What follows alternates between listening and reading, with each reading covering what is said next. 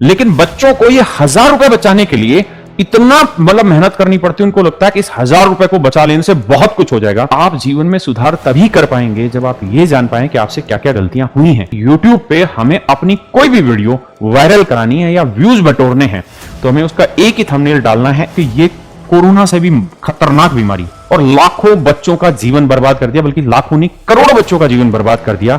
और इस बीमारी का नाम है, इस समय रेलवे को लेके जितनी भी सर्चिंग होती है उसमें 99% जो सर्चिंग होती है, अगर आप अपनी कमियां छांट पाए अपनी पढ़ाई में कि इस बीते साल भर में, 6 महीने में, 2 साल में आप में ये कमियां रही, तो पब्लिकली उन कमियों को एक्सेप्ट करिए और कमेंट्स में अपनी कमियां बताइए कि हां सर मेरी ये कमियां रह गई। ऐसी कौन कौन सी गलतियां हैं जो आपको नहीं दोहरानी, जिसके कारण आपका सिलेक्शन हो पाए।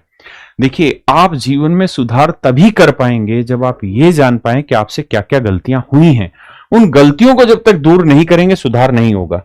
मेरे बच्चे, सबसे पहली गलती बताता हूं, हर एक बच्चे के दिमाग में एग्जाम डेट का इंतजार।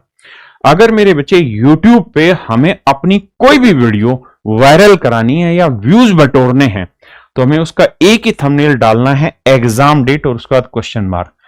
इस समय रेलवे को लेके जितनी भी सर्चिंग होती है उसमें 99% जो सर्चिंग होती है एग्जाम डेट को लेके होती है। बहुत सारा बच्चा अपनी पढ़ाई को वो रूप दे ही नहीं पाता केवल और केवल इस इंतजार में कि भैया एग्जाम की डेट कब है। मेरे दोस्त, एक बात बताओ, जब एग्जाम की डेट अनाउंस हो जाएगी क्या तब तैयारी करनी स्टार्ट करोगे?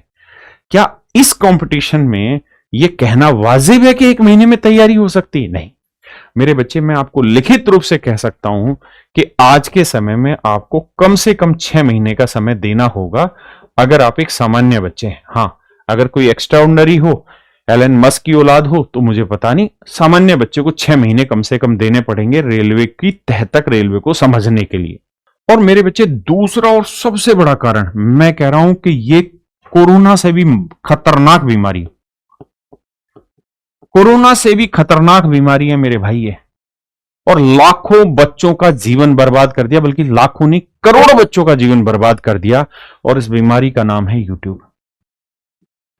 पता नहीं कितने ऐसे बच्चे हैं भाई, आज के टाइम में कोई भी प्लेटफॉर्म उठा लो, 1000-1500 से ऊपर किसी का बैच नहीं होगा, लेकिन बच्चों को ये 1000 रुपए बचाने के लिए इतना मेहनत करनी पड़ती है। उनको लगता है कि इस 1000 रुपए को बचा लेने से बहुत कुछ हो जाएगा। बच्चा आज इस टीचर की वीडियो देख रहा है, कल को एक रील पसंद आई, दूसरे पे मूव ऑन हो गया, फिर उसकी पसंद आई, यार इसका अपडेटेड मेथड है, तीसरे पे मूव ऑन हो गया, फिर चौथे पे मूव ऑन हो गया। और वो अपने जीवन के मेन जो टाइम है, ये साल 2 साल का जो समय है, वो सिर्फ इसी चीज में बर्बाद कर देता है कि वो इधर से उधर भटकता रहता है। कभी जीएस के लिए इससे, फिर इसका समझ नहीं आया, फिर उसका समझ नहीं आया, इसको ऐसे ही मैथ हो, ऐसे ही रीजनिंग हो। मेरे बच्चे, मैंने हजारों नहीं लाखों बच्चे एसएससी में भी सिलेक्शन लिए, रेलवे में भी सिलेक्शन लिए। अभी भी एक बच्चा था और उस बच्चे का मुझे कहते हुए बड़ी शर्म सी आ रही है, उस बच्चे को CISEF में SI मिला, CPO का भी रिजल्ट आया था। उससे पूछा तो यार उसकी इंग्लिश टॉप है, उसकी इंग्लिश टॉप है, सबसे बढ़िया इंग्लिश है, लेकिन पता है मारा कहां गया? मैथ में। पूछा मैथ में क्या किया? बोले सर मेरा एक दोस्त था, वो 4-5 साल से तैयारी कर रहा था, उसने मुझे सलाह दी, तो भाई ये चैप्टर तो इस टीचर से पढ़ ले, यूट्यूब पे दे रखा, इसकी प्लेलिस्ट है, ये चैप्टर इस टीचर से पढ़ ले, ये चैप्टर इस टीचर से पढ़ ले। अब कहता है सर मैं ये चीजें करते करते 2 साल बिता दिया, अब जब भी मेरे मन में आता है कि यार मैं किसी टीचर का पूरा ही सिस्टमेटिक पढ़ लूं, तो फिर मुझे लगता है यार मैंने 2 साल मेहनत कर तो ली। और उसने बताया कि सर मेरे 50 में से मात्र ही 22 नंबर आए मैथ में, सीपीओ में। कारण यही कि उसने सब टीचरों को चेक कर लिया। मेरे दोस्त, हर टीचर का है ना पढ़ाने का एक लहजा होता है, तरीका होता है। मैं परसेंटेज जिस तरीके से बता रहा होता हूं उसी मेथड को यूज करते हुए आगे सारे चैप्टरों में लेके जाऊंगा। अब बच्चे के दिमाग में क्या आता है कि भाई पहले हम इस टीचर से 2-3 चैप्टर पढ़ लेते हैं, फिर बाकी चैप्टर में यूट्यूब पे इस टीचर से पढ़ लेता हूं। दोनों में कोई कनेक्शन नहीं, पढ़ाने में दोनों में कोई कनेक्शन नहीं। पढ़ा सारे अच्छे रहे लेकिन दोनों में कनेक्शन नहीं। फिर 2 दिन बाद इसको छोड़ के इस पे चला जाएगा। और वो इतनी मेहनत कर लेते हैं, लेकिन उस मेहनत के बावजूद भी मेरे प्यारे बच्चों वो अपना स्कोर नहीं बढ़ा पाते। सबसे बड़ी गलती है आज के समय में कॉम्पिटिटिव एग्जाम में पढ़ने वाले बच्चों की कि उन्होंने YouTube पे YouTube प्रैक्टिस के लिए तो अच्छा है, लेकिन एक बार तो आपको मंदिर में जाके ही शांति मिलेगी। आप कह सकते हैं कि सर आपको आपके बैच आते हैं, आप बैच बेचने के लिए कह रहे हैं। हाँ, मैं कह सकता हूं इस बात को, हो सकता है मेरी हिडन ये एजेंडा हो, लेकिन एक बार सोच के देखो, अगर आपने 2 साल इस गलती के चक्कर में बिता दी और 1 महीने की मैं तनख्वाह 60,000 मान लेता हूं, पर मंथ में मान लेता हूं, तो मेरे दोस्त ये बताना कितना बड़ा नुकसान कर दिया।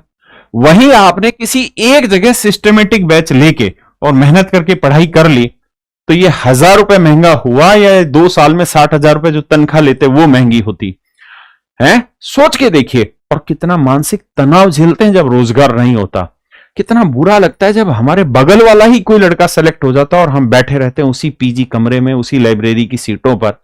कितना मुश्किल होता है एक ही चीज के साथ रोज जीवन बिताना, रोज सुबह उठना, लाइब्रेरी जाना, पढ़ना, वही किताबें, सब कुछ। तो मेरे बच्चे, छोटी सी ये गलती है, लेकिन ये आपके जीवन के लिए बहुत बड़ी घातक है। इस गलती को जीवन में भी मत करना। एक जगह पढ़िए, सिस्टमेटिक पढ़ लीजिए, कोई दिक्कत नहीं है।